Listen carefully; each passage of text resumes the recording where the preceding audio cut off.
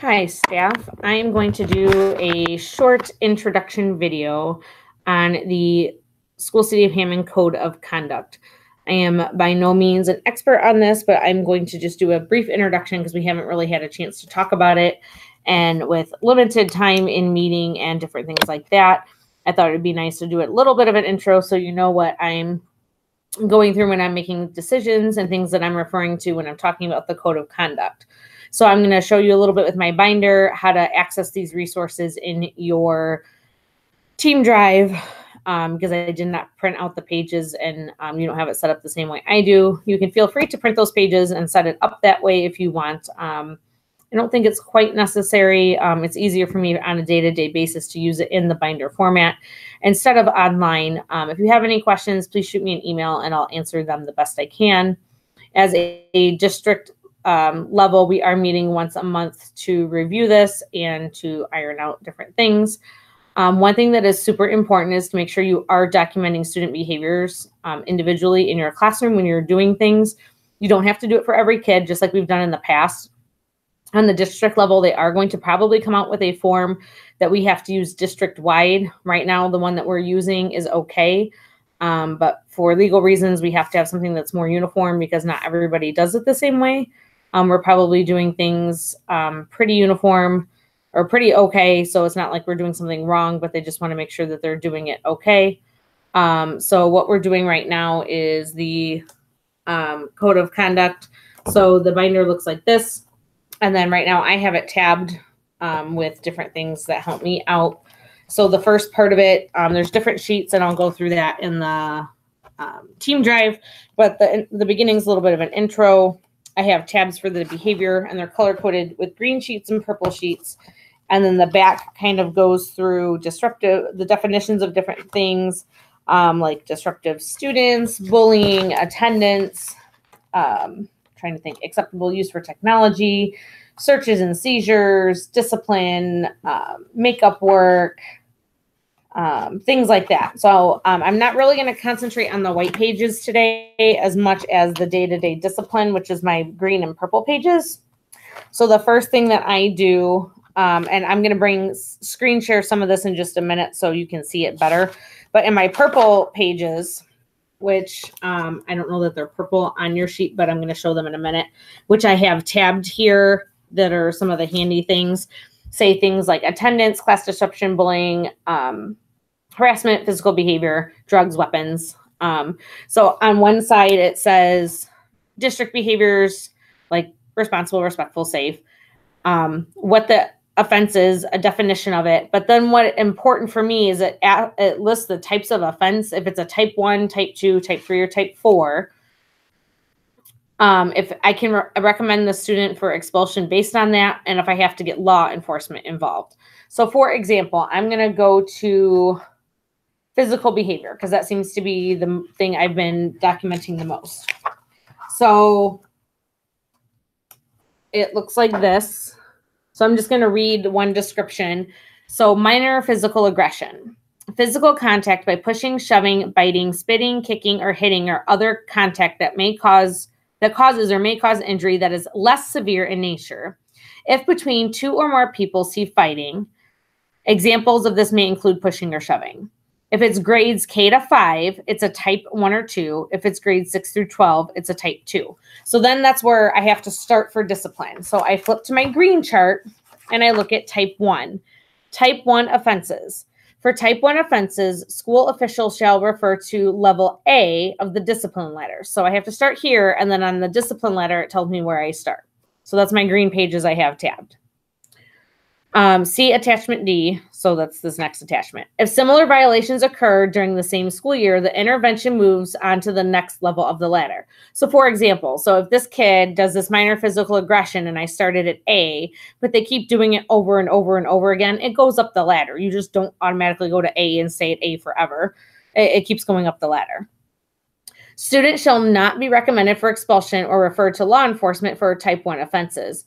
The only exception to this is that persistent substantial disruptions resulting in suspensions can lead to the student being declared habitually disruptive, for which the student can be recommended for expulsion. So basically, if it's a type 1 offense and they do it over and over and over again, we cannot recommend them for expulsion unless it falls under habitually disruptive, and that's a whole different category. So then we would look at that section and see if we are can recommend them. So really for like that minor physical aggression, we think of like the basic pushing and shoving at recess. It's not really a fight, but they're putting their hands on each other. So then I go to my levels, which are A, B, C, D, and E. So level A, which again, I'm going to pull these up on the screen in a minute, but I'm just giving kind of a brief run through. Level A, all of these include student may tell his or her side of the story. Teacher or designated staff counsels the student. So we kind of go over right and wrong. What should you do next time? All of those things. One or more interventions initiated as appropriate. Document all interactions and interventions. So what's an intervention? Interventions can include some of the following. I might model or remodel the expectation. I could use some sort of PBIS strategy. I could contact the parent. I could conference with the parent or family. I could do some kind of mentoring. I could do a check-in, check-out system. I could put in a behavior plan.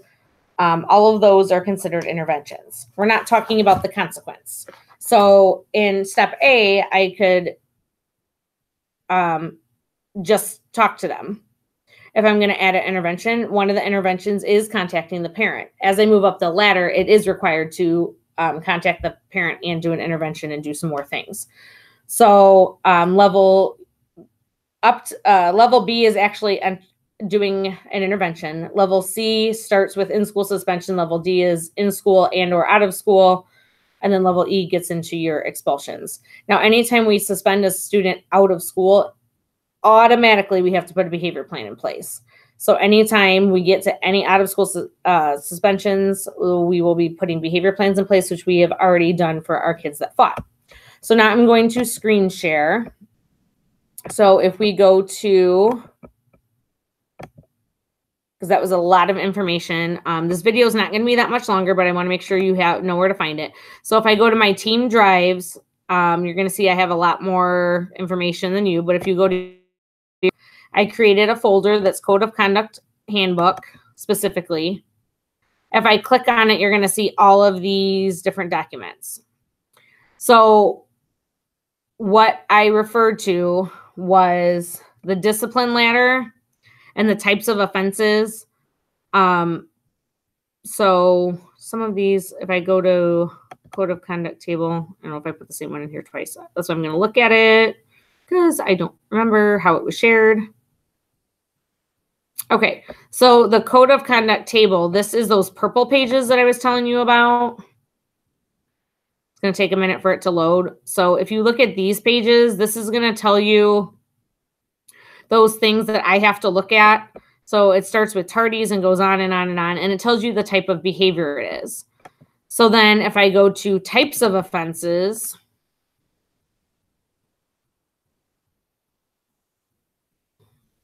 I apologize that it takes so long to load.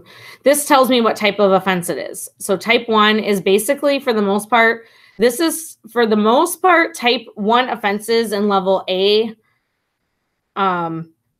Offenses are things that you are going to handle in the classroom. That's not necessarily things that are going to come to the office. I could help with level A things, especially if it's happening at recess. I don't know why this is on a second page. There we go. So that's why it's important for you to kind of know what some of these are. And I'll show you the discipline ladder in a minute, because the discipline ladder says level A, teacher-student corrective response. And then actually it doesn't get to level C is where it says administrator level referral. So type 2, it says type 2 offenses, school officials shall refer to level C of the discipline ladder. So that's where I get involved. So really, if it's a type 1 offense, those are things that should really be handled in the classroom because it's elementary. Or if it's something that's habitual, then that's where I get involved. Or if it's recess, because I handle a lot of the recess behaviors as that is appropriate. Type 3 offenses, as you can see, it says refer to the level D of the discipline ladder. when you look at this by itself, you're like, well, what's a type 3 offense? You would have to go back to here. And if you're looking, so like a type 3 offense, so like type 4 habitual truancies, that can be up for expulsion. Trying to see what another type 3 is. So I'd have to look at where it says like, okay, a type 4 is possessing or distributing pornographic material. So if somebody brings that to school, that's all the way to a type 4, which is probably a level D or an E on the discipline ladder, which would be expulsion or a high level of suspension. So you can't just look at that thing and say, well, it's a type whatever offense. You have to look at this chart first to see so we're getting into, so you see there's a lot of type 1s. Gambling is a type 3. Trespassing is a type 3 or 4. Possession or minor theft is a type 2 or 3. Major theft is a 3 or 4. So that's, as you can see, looking at some of these categories, that's why I tabbed some of ours, because most of these aren't going to apply to us. So then when I go to the discipline ladder,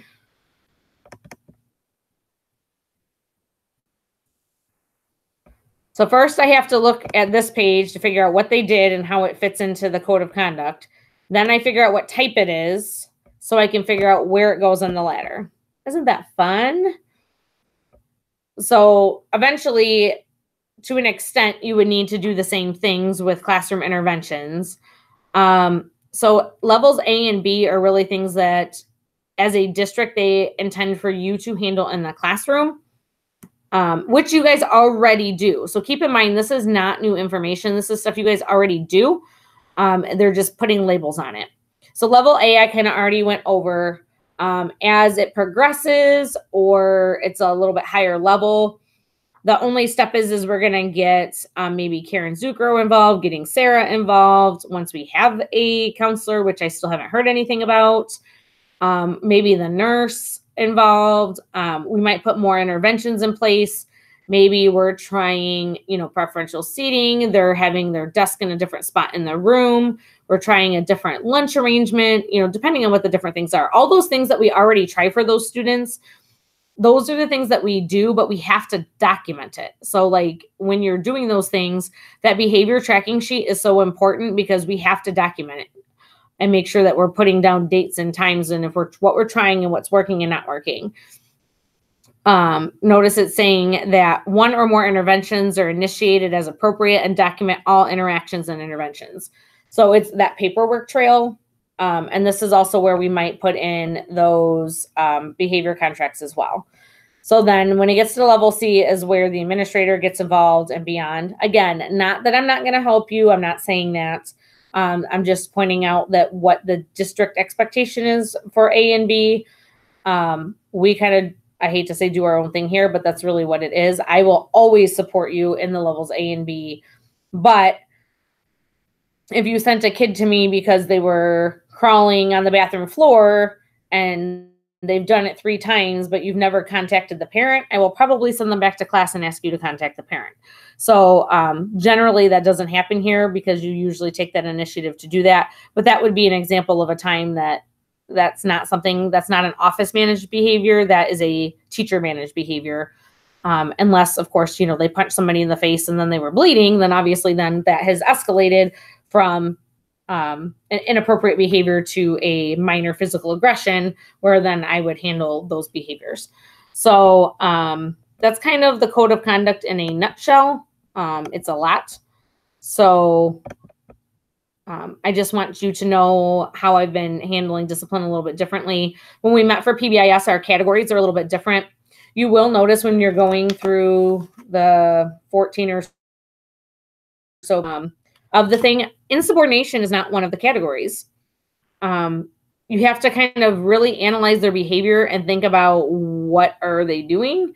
Yeah, they probably are being insubordinate in some other way, but are they being disruptive? Are they instigating? Are they bullying? Are they doing some kind of physical contact? There's more to it than just being insubordinate. So it's forcing us to be a little more analytical with behaviors, getting to the root cause of why they're exhibiting these behaviors, and helping us to really help the student change their behavior and not just punish. Not saying that they're not supposed to have a consequence, so please don't take that the wrong way. They do still receive consequences for their behaviors, but if we don't help them learn how to fix their behavior, we're always going to get the same results. So that's also part of the code of conduct. This already has been approved by the school board, so we have to follow it. We cannot change any of what's in the binder or in those documents as a administrative team until it then goes back through the school board. So those are the types and what they expect us to follow. We do have some leeway and some common sense on how those are followed. So that is also good. We had some scenarios we went through. We'll do that at a later time, but I did want to go through and kind of just give a brief intro synopsis with a little more detail on how that code of conduct works, so you have an idea, and maybe we'll get to dive a little bit deeper. I would like to, just with everything that we have to do with curriculum. I want to focus a lot on that, especially on math in our upcoming PDs. So I wanted to send this out in our newsletter so you have some more info on it, and it made sense to do it in a video than try to explain it in an email. So I hope that was at least a little bit helpful and not more confusing. So we'll get to this soon. If you have questions, shoot me an email. With me being only here 2 days this week, I will do my best to answer them, or come see me. Otherwise, I will get to them as soon as possible. All right. Thank you.